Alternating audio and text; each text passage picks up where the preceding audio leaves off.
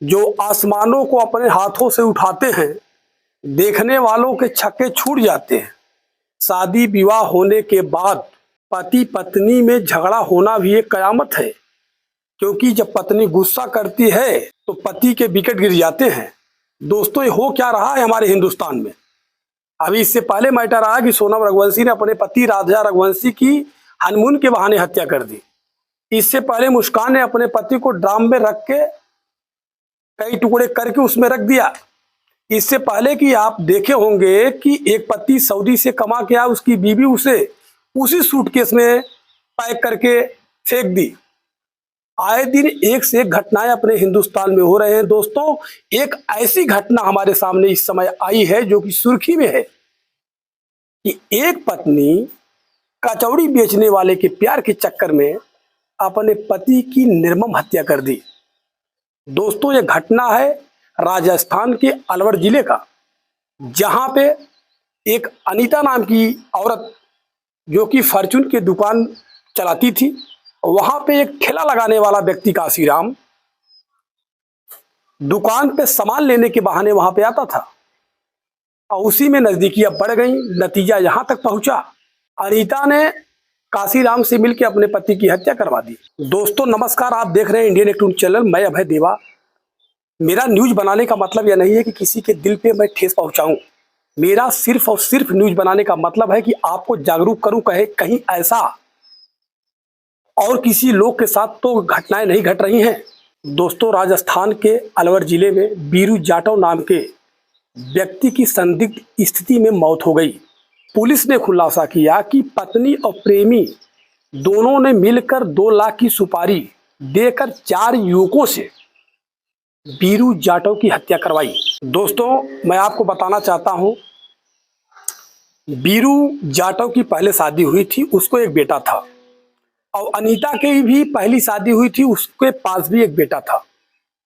बीरू जाटव की पहली पत्नी का बेटे की शादी 15 दिन पहले हुई थी और अनीता भी अपने पहले पति को छोड़ के आई थी एक बेटे को लेकर। और यहाँ पे काशीराम के साथ उसका प्रेम प्रसंग चालू हुआ। पहले दोस्ती हुआ, दोस्ती से फिर प्यार हुआ, प्यार में फिर मर्डर हो गया और सारी कहानी प्रेम प्रसंग के चक्कर में हुआ। दोस्तों, 7 जून की रात की घटना है। अनीता अपने पति बीरू के साथ अपने पुराने कमरे पे थी। रात में काशीराम 4 अज्ञात गुंडों को लेकर उनके कमरे पर पहुंचा। अनीता ने योजना के अनुसार गेट खोल के रखा था। चारों के साथ मिलकर उन्होंने बीरू का गला घोंटकर हत्या कर दी। जब बीरू का बेटा देख रहा था कि उसकी माँ उसके पिता की हाथ पकड़ी हुई है, बाकी चारों लोग मार रहे हैं, और उसके बाद काशीराम ने क्या किया, उसके बेटे को उठा के लेके गए, अगले खाट पे सुला दिए। बोले कि अगर तुम सो जाओ और अगर तुम कुछ बोलोगे तो तुम्हारे साथ भी यही होगा। डर गया बेटा उसका। और जब बेटे से मीडिया वालों ने पूछा तो बेटा पूरा रो रो कर पूरी कहानी बताया कि मेरी माँ हाथ पकड़ी थी और मेरी माँ गेट खोल के रखी थी और किस कदर उसके पिता की हत्या हुई है। और सबसे बड़ी बात है कि अपने पति को मारने में इतनी बड़ी उसने भूमिका निभाई। जब उसका पति हाथ पैर चला रहा था तो पत्नी ने उसका हाथ पकड़ लिया। बाकी जब वो मर गया तो बालकनी से खड़ी होकर सारा नजारा अनीता देख रही थी। और जब मामला थोड़ा सा गंभीर और संगीन हुआ तो पुलिस वालों ने जब कड़ाई के साथ पूछा तो पूरा मामला सामने आ गया। तो मेरा न्यूज बनाने का मतलब यह नहीं है कि किसी के दिल पे ठेस पहुंचे। दोस्तों, ये हो क्या रहा है। कहीं पत्नी अपने बच्चों को जहर दे के मार दे रही है प्रेम के चक्कर में, कहीं शादी से पहले ही पत्नी भाग जा रही है, कहीं 5 बच्चे की मां भाग गई, कहीं मुस्कान ड्रम में अपने पति को मार के रख दी, कहीं राजा रघुवंशी को ले जाके सोनम रघुवंशी ने जंगल में ले जाके मार दिया। ये आज के समय में, आज के डेट में ये सब हो क्या रहा है हमारे देश में। क्या पति सुरक्षित नहीं है? अगर पति सुरक्षित नहीं है तो दुनिया में होगा क्या।